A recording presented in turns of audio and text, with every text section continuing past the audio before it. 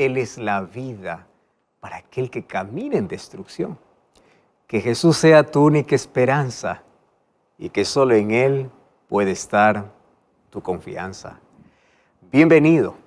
Está comenzando Libertad sin Límites. Y me alegra de verdad, estoy tan feliz de que tú puedas estar allí del otro lado de esta pantalla viendo este programa a través de la TV Nuevo Tiempo, viendo este programa a través de YouTube, viendo este programa a través de Facebook o también sintonizando el programa a través de Radio Nuevo Tiempo. Cuánta alegría me da poder saludarte, como siempre, en este momento especial para poder abrir la palabra de Dios, para poder encontrar esperanza para nuestra vida, para poder encontrar fortaleza para nuestro corazón. Y estamos aquí, una vez más, para poder disfrutar de aquellas promesas extraordinarias, lindas, que tiene Dios para nuestra vida a través de su palabra. ¿Tú sabías que existe un tiempo que se llama el tiempo de gracia? Esa gracia es la oportunidad que Dios otorga al ser humano para que pueda arrepentirse. Tú sabes que no toda la vida alguien va a suplicarte para que te arrepientas. Y tú sabes que quien es el que suplica para llevarte al arrepentimiento no es un pastor, no es un predicador, no es un líder, es el Espíritu Santo. Pero un día el Espíritu Santo se retirará de la tierra. Y a partir de ese día no habrá más arrepentimiento. Y el destino de la humanidad habrá sido sellada para siempre. ¿Entiendes? Entonces la pregunta es, ¿cuándo llega ese día? Antes de eso tenemos que comprender qué cosa es lo que Jesús está haciendo ahora en el cielo y en qué momento ese tiempo de oportunidad se va a terminar. Lo que nosotros conocemos, el fin del tiempo de gracia o cuando la puerta se cierra. Dios ilustró el plan de salvación para su pueblo a través del santuario. Por eso estudiar el tema del santuario es importantísimo. Ahora mira, en el santuario habían muebles, habían ceremonias y todo lo que había allí mostraba de manera clara cómo Dios salva al ser humano. Entonces, el santuario mostraba, en primer lugar, el sacrificio sustitutivo de Jesús. ¿Qué significa eso? Jesús tomó nuestro lugar. Él murió en nuestro lugar. Él es nuestro sustituto. ¿Y qué cosa se hacía para poder entender? Todos los días se sacrificaban corderos, todas las mañanas y las tardes. Entonces, esos corderos representaban a la muerte de Jesús, que vino en nuestro lugar. Entonces, cuando Juan vio a Jesús, dijo, he aquí el Cordero de Dios que quita el pecado del mundo. Por eso es que cuando Jesús murió en la cruz, ya no necesitamos más realizar sacrificios, porque todo el sistema de ceremonias y de sacrificios apuntaba para la cruz. Y hay muchos que por allí tienen un problema en confundir la ley ceremonial con la ley moral, con la ley que Dios escribió, pero ese es otro asunto. Entonces, la ley ceremonial que apuntaba al sacrificio de Jesús acabó en la cruz. Ese sistema ceremonial era una sombra de lo que iba a suceder. Entonces, cuando la sombra se encontró con la realidad, pues tuvo su cumplimiento.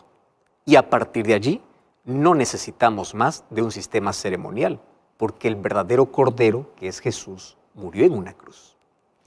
Lo segundo que mostraba el santuario era la mediación sacerdotal de Cristo en el cielo. Eso es lo que hoy vamos a hablar. Y lo tercero que mostraba el santuario era el juicio final, que eso hablaremos en otro programa. Mira, hay muchos que miran el sacrificio de Jesús realizado allá en el Calvario, pero olvidan que el plan de salvación no concluyó en el Calvario. El plan continúa. ¿En dónde? En el santuario celestial. En el Calvario, nosotros vemos lo que Jesús hizo en el pasado. Pero cuando nosotros hoy miramos al santuario, vemos lo que Jesús hace ahora en nuestro favor. Entonces, cuando tú mires el sacrificio de Jesús, no solo mires el Calvario, mira también el santuario, porque ahora Jesús continúa en ese plan de salvación para salvar al ser humano. Entonces, la pregunta es, ¿qué hace Jesús ahora?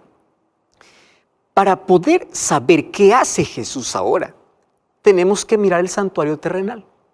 Porque en el santuario terrenal, como ya te dije, Dios mostró con claridad el plan completo de salvación. ¿Qué sucedía? El sacerdote realizaba un sacrificio continuo, mañana y tarde. Ya te mencioné que ese sacrificio representaba la muerte de Jesús. Mas existía una vez al año, y era el 10º día del 7º mes, en que se realizaba la purificación del santuario. ¿Quién entraba en escena? El sumo sacerdote, una vez al año. Y aquí viene lo interesante. Ese día de purificación del santuario, ese día era un día de juicio. Entonces, todo aquel que no había confesado sus pecados, ese día era eliminado. ¿Entiendes la idea de juicio de lo que sucedía allí? Ahora, ¿cómo se cumple esto en el ministerio de Cristo? Mira lo que sucede. Cuando Cristo murió, allá en Jerusalén, allá en el Calvario, después de su muerte en el año 31, Jesús va al cielo. ¿Y a dónde entra? Pues entra al santuario. Porque el santuario que construyó Moisés era una réplica, era una figura pequeña de lo real que existe el santuario en el cielo. Mira lo que dice la Biblia, Hebreos capítulo 8, versículo 1 y versículo 2. Mira, la Biblia está diciendo esto. Ahora bien, el punto principal de lo que venimos diciendo es que tenemos tal sumo sacerdote, el cual se sentó a la diestra del trono de majestad en los cielos, ministro del santuario de aquel verdadero que levantó el Señor y no el hombre. O sea, Moisés levantó un santuario por orden de Dios, pero Jesús entró ¿a dónde? Al santuario que fue levantado por Dios. Interesante. Entonces Jesús va y entra al santuario. Y cuando Jesús entra al santuario, Él comienza su labor de intercesión. Mas Él no necesitaba presentar sacrificios como los sacerdotes terrenales. Mas ¿de qué manera hacía su trabajo sacerdotal? Allí en el santuario, Él comenzó a aplicar su sacrificio realizado a favor de aquellos que lo aceptan como su Salvador. Eso en la Biblia se llama justificación. Entonces, por eso tú vas a entender que aunque Jesús murió por toda la humanidad, no todos se van a salvar. ¿Por qué? Solamente se van a salvar aquellos que aceptan el sacrificio de Cristo. Y Cristo intercede por ellos en el cielo y aplica su sacrificio realizado en el Calvario a favor de aquel que se arrepiente y lo reconoce como su Salvador. Ese es su trabajo sacerdotal.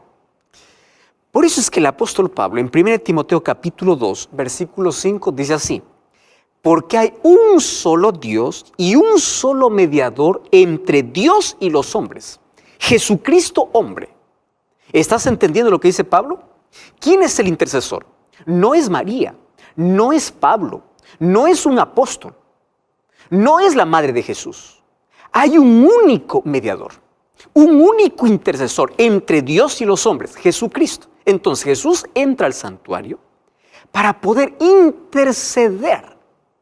Es Él quien intercede. El apóstol Juan escribe en 1 Juan 2:1. Allí dice: hijitos míos, estas cosas os escribo para que no pequéis. Pero si alguno hubiere pecado, abogado tenemos para con el Padre a Jesucristo. ¿Entiendes? ¿Quién es el mediador? Jesús. ¿Quién es tu abogado? Jesús. No es otro. Entonces, ¿qué sucede?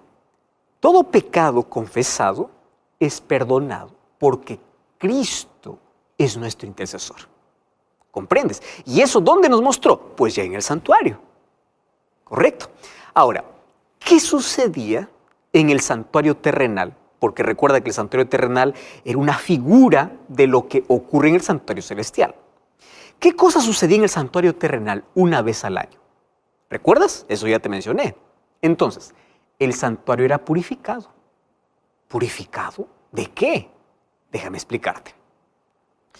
Durante todo el año, el pecado era transferido mediante la sangre que entraba al santuario. ¿Por qué? Te voy a ilustrar así. Cuando alguien reconocía que había cometido un pecado, llevaba su ofrenda y llevaba un cordero, vamos a colocar aquí la imagen del cordero, él no entraba hasta el santuario. ¿Sabes hasta dónde llegaba? Hasta el atrio. En el atrio, el sacerdote le daba un cuchillo, porque él tenía que matar a ese corderito. Entonces él, el pecador, reconocía su pecado, llevaba su ofrenda de sacrificio y antes de sacrificar al cordero, colocaba su mano sobre la cabeza del corderito de manera simbólica. El pecado era transferido al cordero. Por eso es que el cordero moría en lugar del pecador. Entonces, aquel que mataba el cordero reconocía que él merecía morir. De esa manera se ilustraba el plan de salvación. Entonces, ¿qué sucedía? Ese cordero que moría, la sangre era ingresada al santuario. ¿Y quién llevaba esa sangre al santuario? El sacerdote. Entonces, de esa manera, el santuario se contaminaba. ¿Se contaminaba con qué?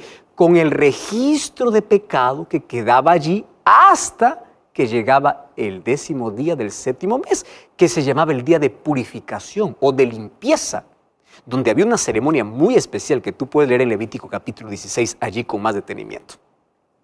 Solo que ese día era un día de juicio. No te olvides, el día de la purificación del santuario. Cuando nosotros vamos para Daniel 8:14, Daniel 8:14 habla de la purificación del santuario. Y aquí viene el asunto interesante. No se refería al santuario terrenal, porque el santuario terrenal fue destruido en el año 70 después de Cristo.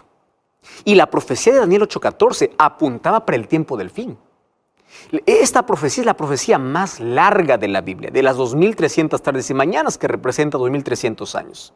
Ahora, ahí esa profecía dice que el santuario sería purificado. Muy bien, ¿qué santuario es ese entonces? El santuario celestial. Más allí viene la pregunta, ¿es necesario que también el cielo sea purificado? ¿Pero cómo? Si ahí no hay pecado. Muy bien, abre tu Biblia, abre tu Biblia. Vamos, Hebreos capítulo 9, versículo 23. Hebreos capítulo 9, versículo 23. Dice así, fue pues necesario que las figuras de las cosas celestiales fuesen purificadas. Ojo, no está hablando de lo terrenal. Celestiales fuesen purificadas. Pero las cosas celestiales mismas con mejores sacrificios que estos. Déjame explicarte aquí. O sea, está diciendo que también allá en el cielo las cosas necesitan ser purificadas. La diferencia es que con mejores sacrificios. ¿Cómo pueden ser purificadas las cosas celestiales? Dice con un mejor sacrificio. ¿Por qué mejor sacrificio? Porque no es sacrificio de un cordero. ¿Con qué se purifica? Con el sacrificio de Jesús.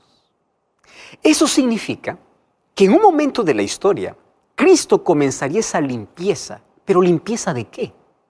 Limpieza de registros de pecados que fueron confesados y perdonados. Eso se necesita eliminar, se necesita limpiar. Y según la profecía de Daniel 8:14, eso fue posible, si tú haces un análisis histórico, en el año de 1844. Y esto yo lo explico incluso en otro programa de Biblia Fácil, tú puedes ver con detenimiento todas las fechas. Ahora fíjate, a partir de esa fecha, Jesús asume una nueva función, no solo de intercesión, sino también de juez. ¿Me estás entendiendo? Por eso es que allí comienza un juicio. Y cuando escuchas la palabra juicio probablemente tú tienes miedo, pero te doy una buena noticia. El juicio es a favor del pueblo de Dios. ¿Por qué es a favor del pueblo de Dios? Porque hay un acusador que es el diablo, y el diablo lo acusa y los acusa y los acusa, pero aquel pecador que reconoce a Jesús como Salvador pide perdón a Dios y Jesús lo perdona y Jesús es su abogado. Entonces en ese juicio es a favor de aquel que reconoce a Cristo como su Salvador, porque Cristo se muestra como su abogado e intercesor. ¿Me estás entendiendo? O sea, el juicio no es para tener miedo. Es para tener miedo si es que tú estás apartado de Dios, das la espalda a Dios, no reconoces a Cristo como tu Salvador. Pero si tú reconoces que Jesús es tu Salvador, Él te defiende ante la acusación. Ahora fíjate, es necesario un juicio. ¿Por qué es necesario un juicio? Para determinar de entre los que dicen creer en Dios y han aceptado su gracia y viven en obediencia y en armonía con su palabra. De aquellos que solamente dicen, yo creo en Jesús, amén, aleluya, pero no obedecen su palabra. Es solamente palabra. ¿Me entiendes? No están en armonía con su ley, no están en armonía con su palabra. Entonces, el juicio es necesario porque es allí donde se determina quién realmente cree en Jesús, quién realmente se arrepiente de verdad, quién realmente abandona sus pecados, quién realmente ha aceptado a Cristo con su palabra en su vida. Por eso Jesús dijo, no todo el que me dice Señor, Señor entra al reino de los cielos. Porque muchos pueden mencionar el nombre de Dios, mas no haber permitido que la gracia de Dios transforme su vida a tal punto de ponerlo en armonía con su palabra y su ley. Lo que te estoy diciendo es bíblico. Entonces, en ese juicio se determina nuestra salvación. Jesús dijo que seremos juzgados por nuestras palabras, por nuestras acciones, por nuestras motivaciones. ¿Entiendes? Nadie me ve. No, no es que nadie te ve. Ángeles están registrando cada acto humano. Y todo está siendo registrado. Santiago capítulo 2, versículo 10 al 12, dice que en este juicio el código moral es la ley de Dios. Por eso Santiago dice, así hablad y haced porque van a ser juzgados por la ley de la libertad, la ley de Dios. Por eso es que el enemigo odia la ley de Dios. Y es por eso que Salomón también escribió en Eclesiastés 12, 13 y 14, teme a Dios y guarda sus mandamientos, porque esto es todo del hombre, porque Dios traerá toda obra a juicio. ¿Estás entendiendo? Hoy estamos viviendo ese juicio, ahora. ¿No me crees? Abre tu Biblia. Mira Apocalipsis capítulo 14, versículos 6 y versículo 7. Ya te dije que Jesús a partir de 1844, según la profecía de Daniel 8:14, asumió una nueva función. No solamente de intercesor, sino también de juez, y se está realizando un juicio. Mira Apocalipsis capítulo 14, versículo 6. Vi volar por en medio del cielo otro ángel que tenía el evangelio eterno para predicarlo a todos los moradores de la tierra, nación, tribu, lengua y pueblo. Apocalipsis está hablando para el tiempo del fin. Mira lo que sucede. Y decía a gran voz, temed a Dios y dadle gloria, porque la hora de su juicio ha llegado. ¿Estás entendiendo? Adora a Dios porque su juicio llegó. Es decir, el juicio ya comenzó. Pero los que aman a Dios no temen el juicio, porque cada vez que confiesan sus pecados y se arrepienten y aceptan el sacrificio de Jesús, pues no son más condenados, porque Jesús aplica su sangre, su sacrificio, para perdón de todo pecado confesado y donde hay arrepentimiento. Ahora, quiero decirte una cosa interesante aquí. No existe un pecador que acepte la gracia de Dios y no sea perdonado. Mira, no importa cuán grande sea tu pecado, Dios te perdona. Porque mayor que tu pecado es la gracia de Dios. ¿Lo estás entendiendo? Mayor que tu pecado es la gracia de Dios. Ahora, mientras Cristo continúe siendo nuestro intercesor, hay oportunidad para todo ser humano. Pero aquí viene el asunto. No siempre Jesús estará allí. Un día saldrá. Y cuando salga del santuario para venir como Rey de Reyes a esta tierra, el destino de cada ser humano estará definido para siempre. Cuando esto suceda, Apocalipsis capítulo 22, versículo 11, dice así, el que es justo, siga justo. El injusto continúa así, es decir, no hay más oportunidad de salvación, porque no habrá más intercesor. La gracia en el cielo habrá terminado. Cuando el juicio concluye en el cielo, Jesús vendrá aquí a la tierra para dar a cada uno conforme a sus obras. Eso es lo que dice Apocalipsis 22:2. He aquí yo vengo pronto para recompensar a cada uno. Es decir, antes que Jesús vuelva, tiene que haber un juicio en el cielo, porque allí se determina la recompensa de cada ser humano en base a las decisiones que tomó. a las oportunidades que desperdició, a la gracia que aceptó o rechazó. ¿Y sabes qué cosa? No sabemos cuándo Jesús saldrá del santuario. No sabemos cuándo termina la gracia para la humanidad. Pero mientras el Evangelio siga siendo predicado, mientras el Espíritu Santo continúe trabajando en la mente del ser humano, es porque aún existe gracia. Mas llegará un día en que no habrá más oportunidad. Nadie más te suplicará. Por eso la Biblia es clara al decir en Hebreos 3:15, si oyeres hoy su voz, no endurezcáis vuestros corazones. En otras palabras, no juegues con las oportunidades que Dios te da. No postergues la oportunidad de salvación porque es peligroso. Tú no sabes cuándo se acaba la gracia. Tú no sabes cuándo es tu última invitación. Tú no sabes cuándo es tu último día. No juegues. Un día la puerta se cerrará. Y quiero recordarte lo siguiente, que aquello que Dios cierra, nadie puede abrir. Mira lo que dice Apocalipsis capítulo 3, versículo 7. Esto dice el santo y el verdadero, el que tiene la llave de David. Llave significa autoridad. El que abre y ninguno cierra, pero cuando cierra, ninguno abre. ¿Tú recuerdas en Mateo 25? Jesús contó la parábola de las 10 vírgenes. De las 10 vírgenes, 5 estuvieron listas para la fiesta de bodas. Y las otras 5 no. Y cuando ellas fueron a buscar aceite, dice que se cerró la puerta. Y cuando se cerró la puerta, por más que tocaban, nadie más podía entrar. Qué triste, ¿verdad? ¿A qué se está refiriendo? Cuando Cristo también cierre esa puerta en el cielo, a lo cual llamamos el fin de la gracia. ¿Recuerdas que Jesús dijo que su venida será como en los días de Noé? En Mateo capítulo 24, versículo 37-39 dice, como en los días de Noé. Ahora, quiero decirte una cosa. Antes del diluvio, después que Noé entró en el arca, Dios cerró la puerta. Génesis capítulo 7, versículo 16, dice que fue Dios quien cerró la puerta. Y durante 7 días, antes que caiga el diluvio, la puerta estaba cerrada y la gente no sabía que su sentencia estaba determinada, que no había más oportunidad. Lo mismo sucederá ahora y nadie sabe cuándo ocurrirá ese día en el cielo. Mas sí sabemos que existen otras dos maneras que se pueden terminar las oportunidades de salvación para nosotros.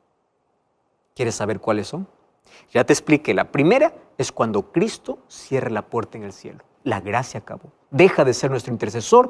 El destino de cada ser humano está definido. Mas hay una segunda oportunidad. Un segundo momento en el cual se cierra la gracia. Mira lo que dice Mateo capítulo 12, versículo 31 y versículo 32. Dice así. Por tanto os digo que todo pecado y blasfemia será perdonado a los hombres, mas la blasfemia contra el Espíritu no le será perdonada. Escúchame. Pecado contra el Espíritu Santo. No se trata de una acción. ¿Qué cosa es pecar contra el Espíritu Santo? Es el continuo rechazo, donde te acostumbras a abrazar el pecado y a despreciar a Cristo. Entonces llega un momento que en lugar de arrepentirte, comienzas a justificar el pecado. Y te recuerdo, si el pecado no es confesado, no es perdonado. O sea, mientras tú tengas necesidad de cambiar, mientras tú estés incómodo con tu forma de ser, mientras tú reconozcas que eres pecador, no importa cuán bajo hayas caído, hay perdón para ti. El problema está cuando tú te acostumbras y te aferras tanto al pecado y el Espíritu Santo continúa trabajando en tu vida, continúa llamando, pero tú no lo escuchas. Y cada vez te vas a volver sordo espiritual, hasta perder la sensibilidad espiritual a tal punto que no tienes más necesidad de perdón y arrepentimiento. Ya no quieres arrepentirte. Entonces, si no hay arrepentimiento, no hay confesión. Si no hay confesión, no hay perdón. Y si no hay perdón, no hay salvación. Hay muchas personas que dicen, pastor, ¿será que yo ya pequé contra el Espíritu Santo? Ya maldije la Biblia, ya hice tantas cosas equivocadas, ya cometí un asesinato, ya cometí un aborto, ya hice tanta maldad. Usted no sabe la suciedad que hay en mi vida, ya habré pecado contra el Espíritu Santo. Y yo le digo así, el hecho de que reconozcas la suciedad en tu vida es que todavía no has cometido pecado contra el Espíritu Santo. Porque el Espíritu Santo todavía puede trabajar en ti para que tú reconozcas que eres un pecador. Ahora, hoy existe arrepentimiento, ¿correcto? Porque el Espíritu Santo actúa. Mas un día, el Espíritu Santo será silenciado y no hablará más a tu corazón. Y cuando eso suceda, el ser humano queda bajo el control completo del diablo. Qué triste, ¿verdad? Y eso sucederá también cuando la gracia se cierre en el cielo. El Espíritu Santo se retirará de la tierra, ya no más convencerá de pecado. Y es por eso que vendrá la mayor angustia sobre la tierra. Eso vamos a ver en un próximo programa. Ahora fíjate, existe otro momento en el cual la gracia termina para el ser humano. Ah, pastor, ¿qué otro momento? Sí, ya vimos. El primer momento es cuando Jesús sale del santuario. ¿Correcto? El segundo momento es cuando hay pecado contra el Espíritu Santo. Cuando tú ya te acostumbraste al pecado, ya no tienes necesidad de perdón. Ya no quieres ni siquiera confesar tu pecado. Entonces, si no tienes necesidad de perdón, ya pues no hay perdón para ti, porque tú no necesitas ser perdonado. Pero hay otro momento. ¿Y sabes cuándo sucede eso? Cuando llega la muerte. Ahora, todos sabemos que vamos a morir. Todos. Pero nadie sabe cuándo. ¿Verdad? Y yo quiero decirte esto con mucho amor. Mientras tengas vida y exista gracia en el cielo, Dios seguirá llamándote para que aceptes su gracia. Pero escúchame, nadie sabe cuándo es la última vez que Dios le llama. Nadie sabe. Nadie sabe cuándo es su última invitación, porque la muerte llega de manera inesperada. Santiago dice, nuestra vida es como la neblina, que aparece y de pronto desaparece.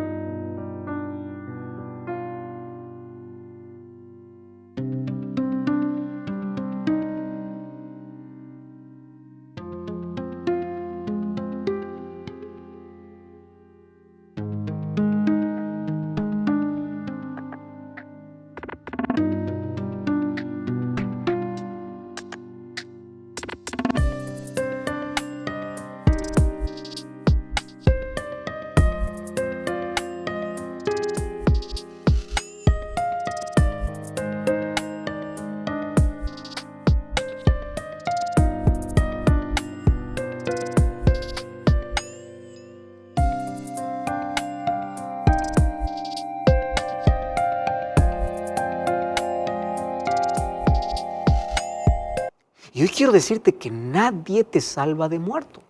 No hay oración que te salve. No hay misa que te salve.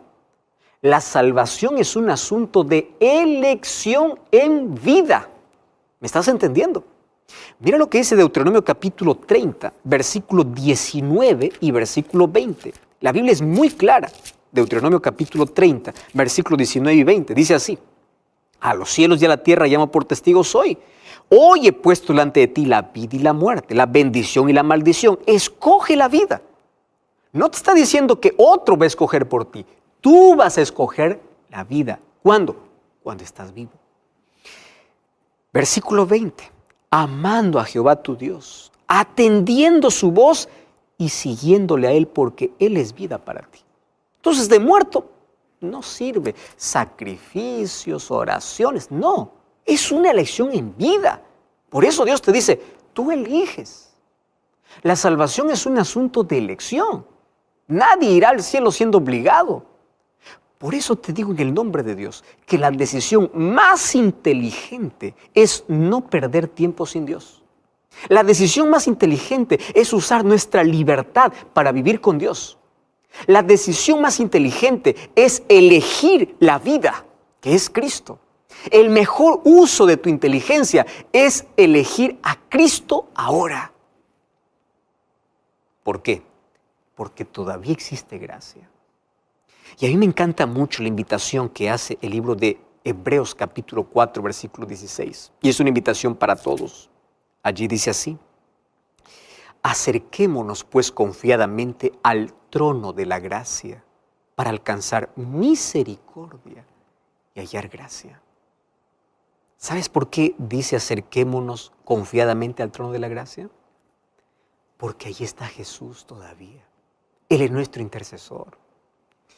Y cuando vamos para Hebreos capítulo 7, versículo 25, me encanta este versículo. Dice, por lo cual también puede salvar perpetuamente a los que por Él, hablando de Jesús, se acercan a Dios, viviendo siempre para interceder por ellos.